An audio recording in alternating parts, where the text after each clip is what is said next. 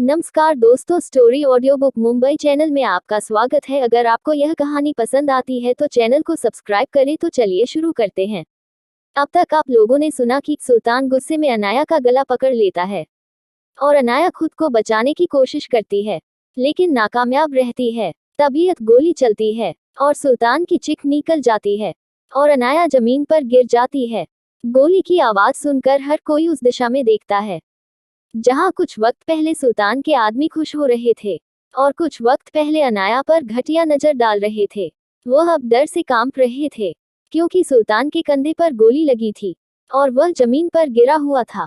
दूसरी ओर कुछ ही वक्त में वहां का एटमॉस्फेयर बहुत ज्यादा गर्म हो गया क्योंकि वहां पर अंधाधुंध फायरिंग हो रही थी। सुल्तान के आदमी तो कुछ सोच पाते उससे पहले ही उनकी जान हलक से निकल रही थी। वो ऐसा माहौल था जैसे वह कोई आर्मी मिलिट्री बेस हो और वहां कोई जंग का मैदान हो, और सच भी यही था।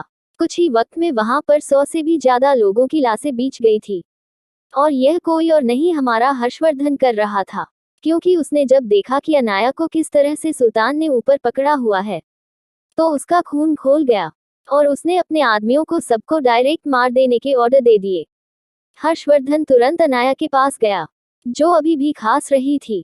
वो लंबी लंबी सांस खींचते हुए हर्षवर्धन की ओर दिखती है तो हर्षवर्धन उसे अपनी गोद में उठाकर वहीं पर पड़ी हुई कुर्सी पर बैठ जाता है और उससे प्यार से सहलाने लगता है। उसकी आंखों में अनाया की हालत देखकर दर्द महसूस हो रहा था। अब वहां पर सिर्फ एक ही इंसान जिंदा था, वह था सुल्तान। उसको भी कंधे पर गोली लगी थी। वह अब तो कुछ समझ भी नहीं पाया था क्योंकि तकरीबन 5 से 10 मिनट में ही हर्षवर्धन ने उसे पूरी जगह को शमशान बना दिया था, जैसे वहां पर किसी का मातम चल रहा हो। सुल्तान दर्द भरी नजरों से चारों ओर देखता है तो उसे हर तरफ उसका बनाया हुआ साम्राज्य टूटा हुआ ही नजर आता है, क्योंकि हर्षवर्धन ने बिल्कुल भी उस पर तरस नहीं खाया था। उस तबाही में अंडरवर्ल्ड किंग की झलक नजर आ रही थी। अनाया अभी शांति से हर्षवर्धन की गोद में बैठी हुई थी। तभी उसके कानों में सुल्तान की दर्द से चिल्लाने की आवाज आती है तो अनाया उसको देखती है तो वहां पर हर्षवर्धन जिंदल गुस्से से बौखलाया हुआ सुल्तान को मार रहा था। दरअसल जब हर्षवर्धन को सिग्नल मिला तो वह अनाया के पास जाने के लिए निकला। तब हर्षद जिंदल उसके पास था और वह भी उसके साथ ही आ गया था, और जब उसने अंदर का नजारा देखा तो उसका खून खोल गया। इसलिए हर्षद जिंदल बिना किसी संकोच के सुल्तान को पीटे जा रहा था। कुछ ही वक्त में उसे सुल्तान को अधमरा कर दिया। उसके बाद वह अनाया के पास गया और उसके सिर पर प्यार से हाथ फिरते हुए बोला, प्रिंसेस तुम ठीक तो हो? तुम्हें ज्यादा दर्द तो नहीं हो रहा है? तुम मुझे बता सकती हो? तुम्हारा भाई सब कुछ ठीक कर देगा। वही उसका प्यार भरा स्पर्श महसूस करके अनाया की आंखें बंद हो गई है। हर्षवर्धन के बाद उसे पहली बार किसी के पास इतना महफूज महसूस हुआ था। वो हल्का सा मुस्कुराकर बोली, मैं ठीक हूँ हर्षद भाई, आप चिंता मत कीजिए। फिर वह हर्षवर्धन की ओर देखकर बोली, मैं ठीक हूँ सच में, आप भी इस तरह से गुस्सा मत करो। तो हर्षवर्धन उसे अपनी बाहों में कसते हुए गुस्से में बोला, यह तुम्हारी गलती है। मैंने पहले ही कहा था, इस मामूली गुंडे को रास्ते से हटा दो। उसने पहले भी तुम पर हमला करने की हिम्मत की थी, लेकिन तुमने कहा कि वह लोग आपस में ही लड़कर मर जाएंगे। यह सुनकर अनाया छोटू सा चेहरा बनाकर गुस्से में बोले, मुझे क्या पता था कि यह बेवकूफ गुंडा इतना बददिमाग होगा कि जानवी उसे बेवकूफ बना देगी। सच में पता नहीं इसे गुंडा किसने बनाया, इसके पास इतना भी दिमाग नहीं है। इतना बोलकर वह मासूम सा चेहरा बनाती है और अपने हाथों से इतूसी उंगली से इशारा करती है, वही उसका प्यारा सा चेहरा। और इतनी नटखट हरकत देखकर हर्षवर्धन को हंसी आ गई। वो उसके माथे को प्यार से चूमता है और उसके बालों को हल्का सा सहलाता है। हर्षद जिंदल को भी उस पर प्यारा रहता था तो वह भी उसका सिर सहलाता है। वही अनाया के सिर पर चोट लगी थी, उसमें दर्द होता है तो उसके मुंह से सिसकी निकल जाती है।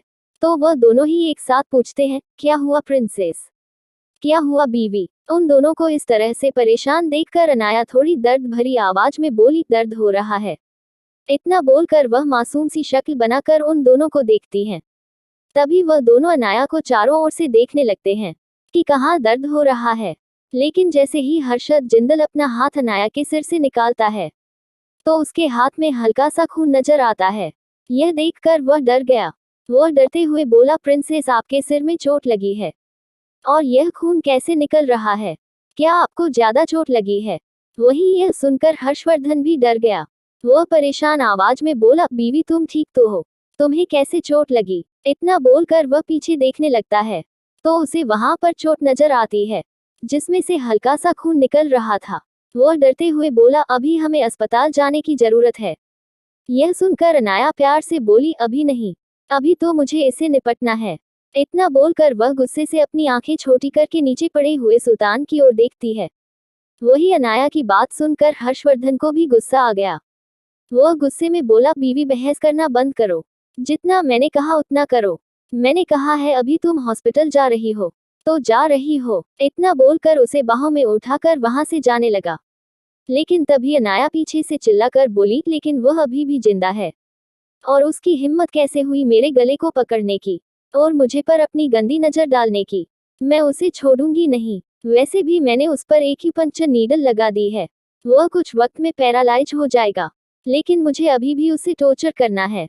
यह सुनकर हर्षवर्धन उसे घूरते हुए बोला, बीवी शांत हो जाओ, बिहेव योर सेल्फ, अभी तुम्हें डॉक्टर की जरूरत है, उसे मेरे आदमी देख लेंगे। इतना बोलकर अपने सेक्रेटरी की ओर इशारा करता है। हर्षद भी सुल्तान को जोर की लात मारता है जिससे वह 2 फुट हवा में जाकर जमीन पर गिरता है और फिर वह भी हर्षवर्धन के पीछे चला जाता है। उसे भी लग रहा था कि अनाया काफी दर्द में है। हर्षवर्धन अनाया को लेकर सीधे ही अपने विला चला गया था। वह अब इस हालत में अनाया को जिंदल परिवार के पास नहीं भेजना चाहता था। वैसे भी उसे पता था वहां के लोगों की बातें सुनकर अनाया को हर्ट भी हो सकता है। वही हर्षद जिंदल भी हर्षवर्धन के घर ही चला गया था जहां पर अनाया का ड्रेसिंग हो चुका था और वह लोग हॉल में बैठे थे। तभी हर्षवर्धन उसे प्यार से खिलाते हुए बोला, उसके बाद तुम्हें दवाई भी लेनी है, इस तरह से नखरे करना बंद करो। वही हर्षद जिंदल भी सामने बैठे हुए बोला, वैसे प्रिंसेस तुमने बताया नहीं, वह इंसान कौन था और उसने तुम्हें किडनैप क्यों किया था? अनाया जो कुछ भी एक्सप्लेन करने के लिए काफी आलसी थी, वह मुंह बिगाड़ते हुए बोली, वह बेवकूफ कोई और नहीं, जानवी के बच्चे का बाप था। पता नहीं आजकल के गुंडों को क्या हो गया है, अंडरवर्ल्ड की क्वालिटी आजकल कुछ ज्यादा ही खराब हो चुकी है। इतना बोलकर वह मुंह बिगाड़ देती है। वही उसकी बात सुनकर उसके पास बैठा हुआ अंडरवर्ल्ड किंग का चेहरा काला पड़ गया क्योंकि उसकी बीवी उसी की सल्तनत को बेकार बता रही थी। वह मन ही मन बोला, सच में मेरे आगे दुनिया की हर सल्तनत झुक जाती है। मैं बड़ी से बड़ी रियासतों में झुका देता हूँ, यहाँ तक कि कोई भी गवर्नमेंट मेरे सामने आवाज नहीं ऊंची करती। और उसकी बीवी मुझे बदनाम कर करी है। वह अपना सर झटक कर उसे वापस खिलाते हुए बोला, बस करो बीवी, अब बातें करना बंद करो और दवाएं लेकर आराम करो। फिर वह हर्षद जिंदल की देखकर बोला, और तुम्हें भी अपने घर जाना चाहिए। मेरे ख्याल से अभी मेरी बीवी को आराम की जरूरत है। क्या अनाया की किडनैपिंग के बारे में जिंदल परिवार जान पाएगा? कैसे जानवी से बदला लेगी हमारी हीरोइन? अगर आपको अगला एपिसोड चाहिए तो लाइक करें, कमेंट करें और चैनल को सब्सक्राइब करें।